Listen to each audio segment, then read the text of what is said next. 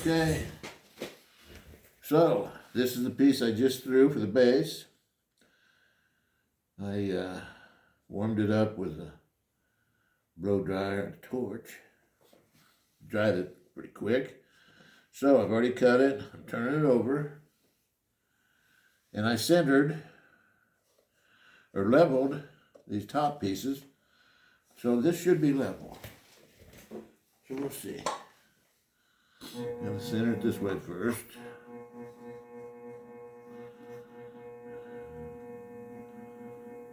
Off just a little.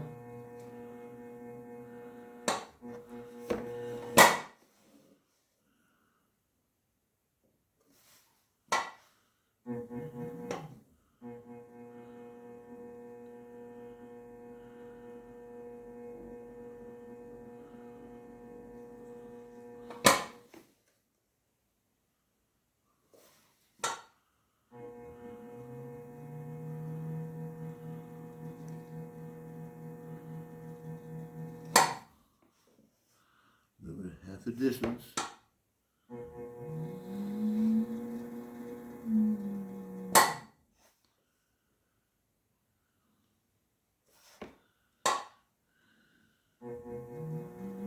Oh, just barely off.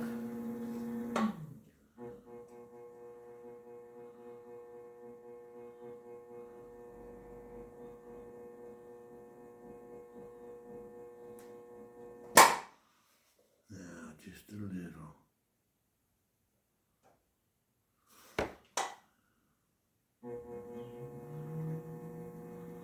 That's pretty close. Okay. So I'm going to go ahead and pin this down so it doesn't move.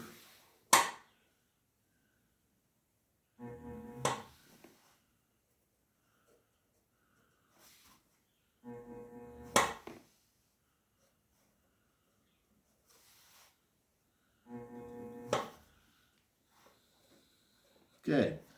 This is exactly the same process I used on the bigger piece when I turned it over to trim it. Camera turned off on me. So I don't have that on video. I'm gonna check the camera now, see if it's still going. Yeah. So this is the same process, only that was bigger. Not much difference. All right, so this is level. That's still off a little bit. I need to fix that.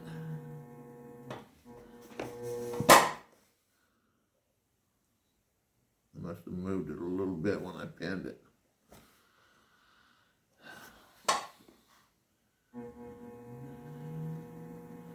Okay.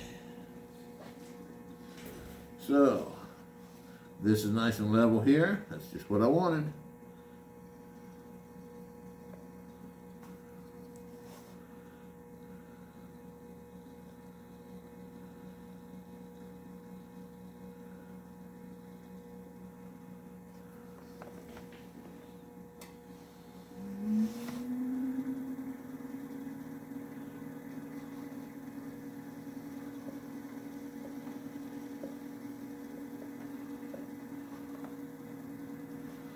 So I'm rounding off this edge, and I'm letting it flow with the undulation of the ripple.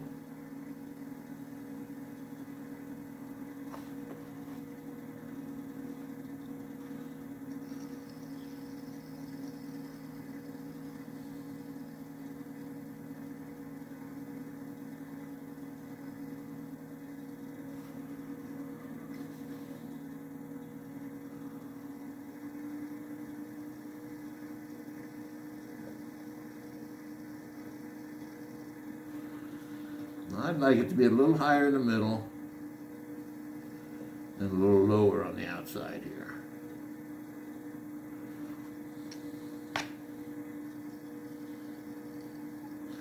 Remember, this is going to be the base, and that's how it's going to sit. The larger piece is going to sit on top of it. We are, however, going to mount this onto the top or the bottom of the other piece. It's already centered. And I'm going to bring it over, and then I'll score and slip this to put it together. So this comes off.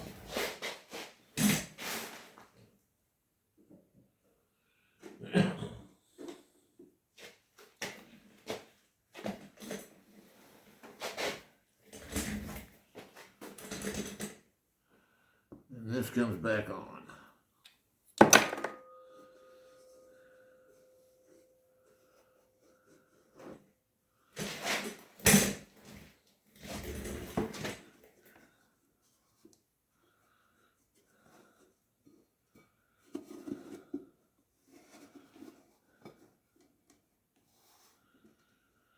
I can't see the holes because I got them covered up, so it's going to make it a little more difficult. There.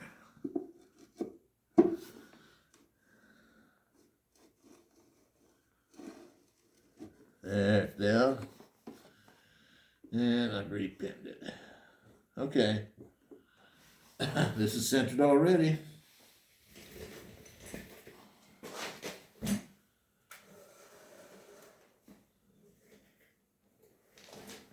So this piece is going to go on like that.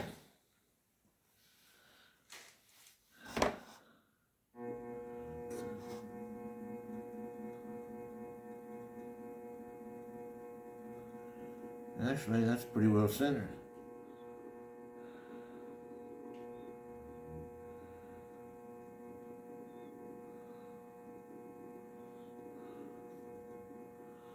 Not bad.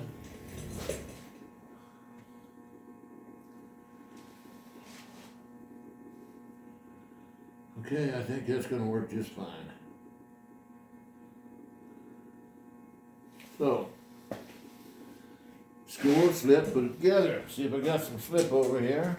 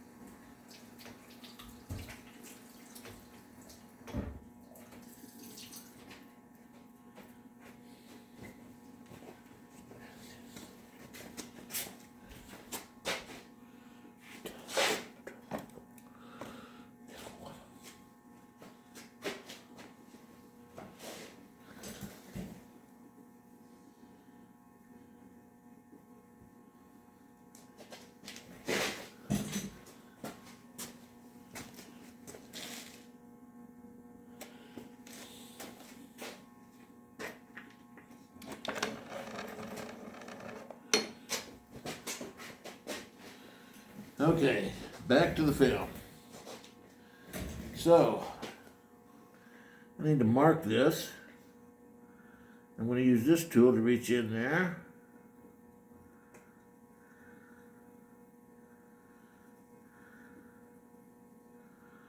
Mark it like that.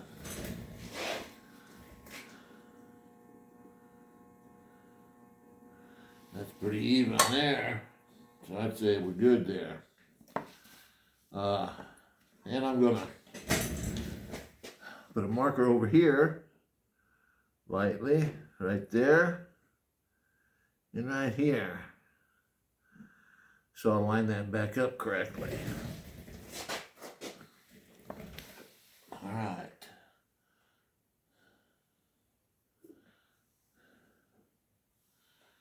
So, inside that line, inside here.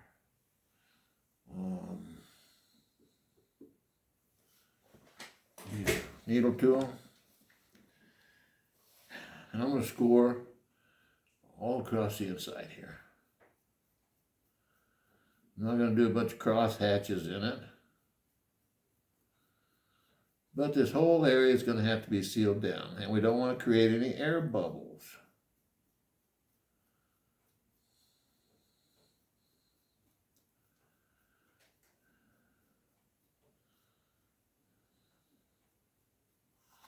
So, I'm going to go like that.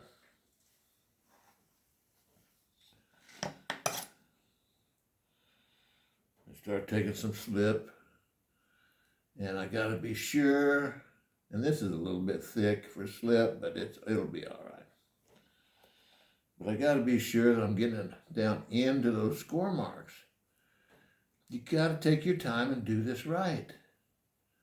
If you don't, and the slip should be a little bit thinner than this. But if you don't do this right, and you just wipe your slip across the top, and don't fill the grooves, you're creating a bunch of little tiny air bubbles. And that's where a piece can separate.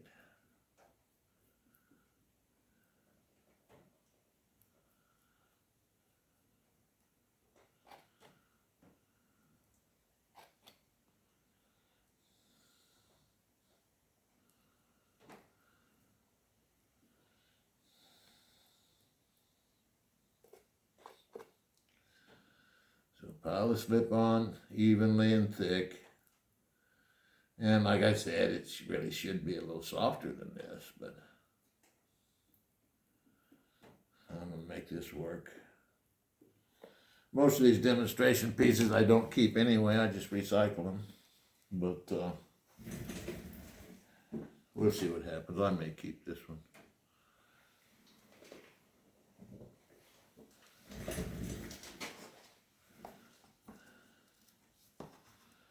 So here's my mark.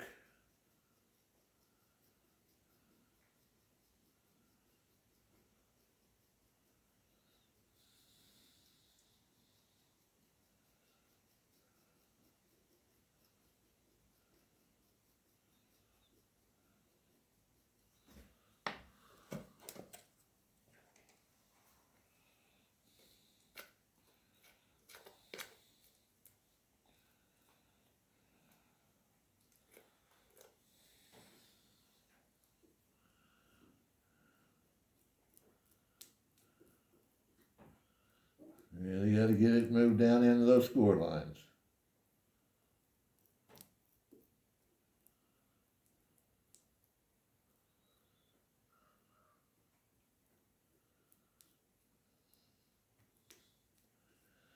When I'm firing big kiln loads of projects, especially with beginners, and I find pieces that are come apart when they've been fired, pieces that were joined, inevitably I'll be able to see the score marks where they didn't fill it in. Always works like that. So I'm going to work a little bit of water in there.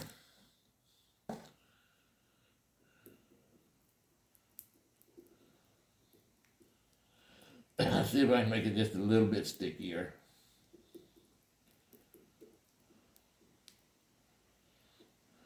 Okay, I've got my mark over here, right there. And I want to be sure I got this on thick enough that clay is going to ooze out around the edge as I put it together and squeeze it down. So, this one comes over, and where's my mark at? Here's my mark. There's my mark. So I'm going to turn it. Put it down right there. Turn it, seal it. Move it around a little bit. Really get it stuck in there good. Got slip oozing out all the way around. For a good seal. Okay. Now I'm going to make sure it's centered.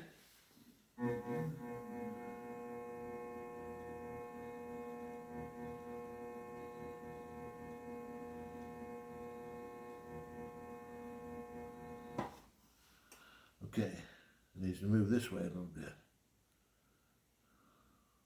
It's stuck on there pretty good already.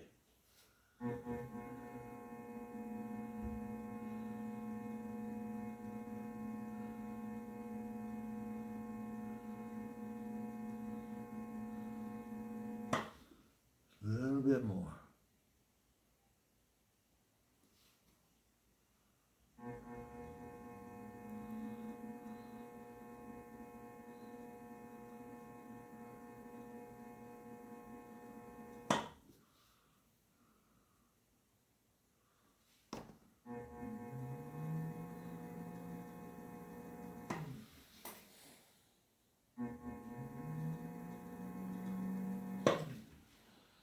That's pretty good. Let's see if it's still level. I have to center this a little bit.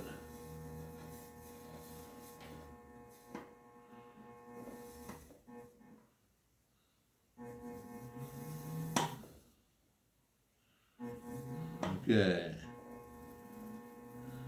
Pretty good. That's level. All right.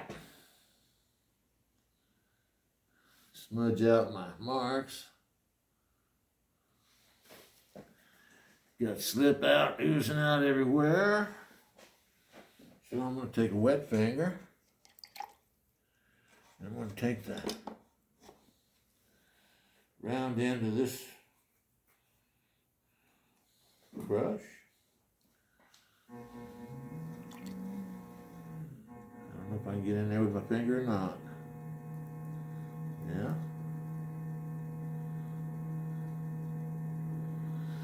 Okay.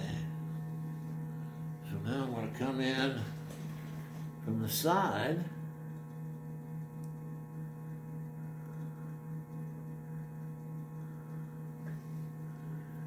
Make sure that's sealed good.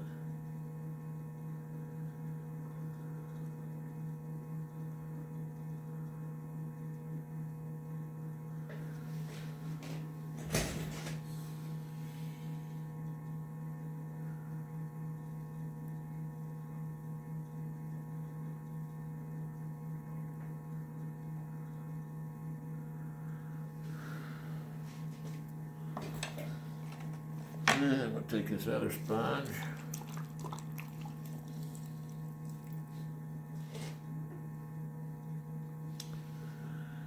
Lay it in. Clean up some craftsmanship.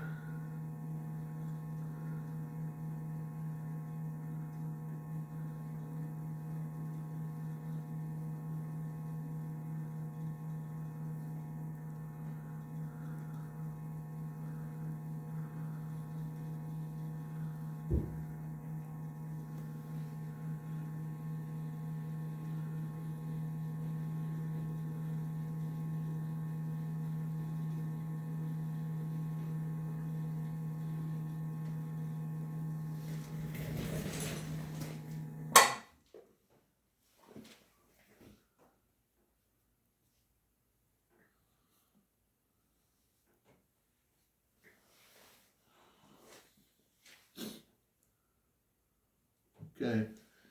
I'm going to let this soften up a little bit more. Or not soften up, stiffen up a little bit more before I turn it over. And then we'll see what it looks like. I've got a pretty good imagination, so I think I got a clue how it's going to be. And I think I'm probably going to like it. But we'll know when we turn it over.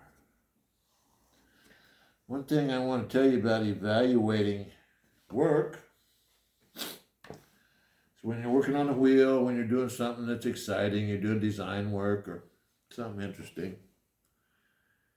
you can't see from here. You can't see the form. In order to be able to see, you need to move clear back 10 feet away. Clear back away from it. So you can look at it and really get an idea and a sense of proportion, continuity, whether the piece has good movement, unity, all those things. You can't see it from up close. You got to move back away, especially when we turn this piece over to look at the finished form. Right? Okay, if you like the kind of things you're seeing, please tell your friends about it and encourage them to come on and see what Kecker the Clay Whisperer is doing. I'm going to try to come up with some new things all the time. If you haven't seen the 6-foot tall floor lamp, it has some really good lessons in it for joining pieces of clay together, for doing sectional pieces, and working tall, straight, and centered when you put pieces together. So it has some very good lessons in it. That's the reason I did that form, was so that I could teach a lot of lessons in one unit. There's also my beginning videos, and that's for beginning potters, and we work on making a cylinder and the proper way to throw a good cylinder. And so those are in the YouTube channel. Kecker the Clay Whisperer. And once again, woo! I feel good because I knew I would. Because it feels good to make something from nothing. So, I'm in the process of stamping out Pottery Ignorance. And we've just had another episode. Thanks for joining me.